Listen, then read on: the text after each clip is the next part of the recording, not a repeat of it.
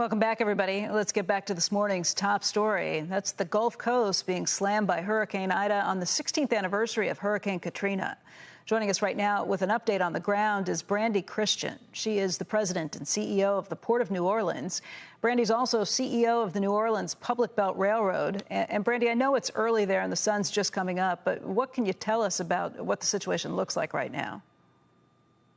Well, good morning. Thank you for having me. We're just now trying to get to daylight hours. As you can imagine, we're hoping for daylight to assess the situation. Last night was a tough night, but it was mostly a major wind event, obviously a tremendous amount of rain. We had some localized flooding, but right now the real priority is getting power back to the area. With some significant wind damage. So as soon as the daylight hours come, the city and the region's trying to assess what the situation is with roadways and power outages. In terms of the port, what do you know right now? I know without power, it's a lot tougher to kind of tell where things stand, but does there look to be any significant damage at the port? We were able to do a quick visual inspection last night. Obviously, it was a bit dark, but we didn't see any major issues, some water leakage issues. But fortunately, the port is all within the $14 billion federal flood protection system. So we're very helpful that we have small damage. But obviously, with daylight hours, we'll be able to get out and inspect all of the facilities more thoroughly.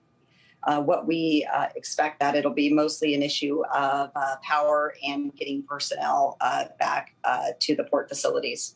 Brandy, I know that when Hurricane Katrina hit, you were at the port. You were the chief operating officer at that time, and it's kind of hard to look back and compare and contrast the two. But it does sound like, at least for now, it looks like most of that damage has been evaded in terms of the water and the flooding and things going over the top of the levees.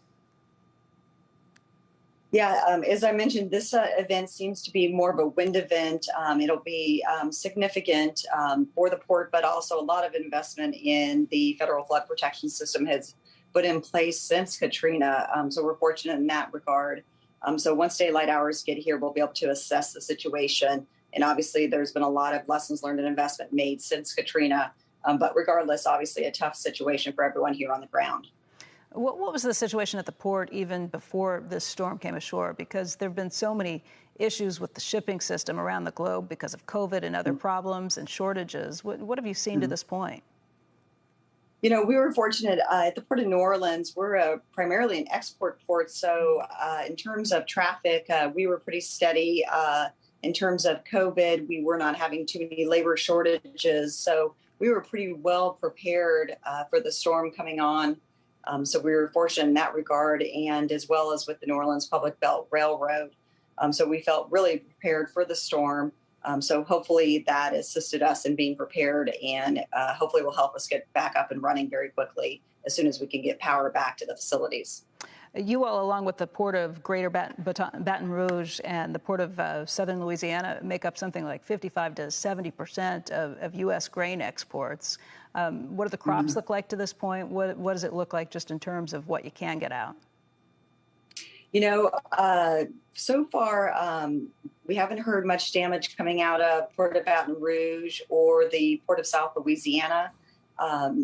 Port of Fourchon really was in the eye of the storm early on. They were primarily an oil and gas facility. I haven't heard reports out of Fourchon this morning. We'll be checking with them, but primarily I think the Port of New Orleans and Port of Fourchon were in the thick of it yesterday. And Port of South Louisiana is just upriver of us, and they do a lot of the grain exports here in Louisiana. So I think those are the three primary ports that we'll be looking to see and assess today. Well, Brandy, we are wishing you the best of luck and thinking of you as you try and get operations back up and running. Good luck to you, and thank you for your time.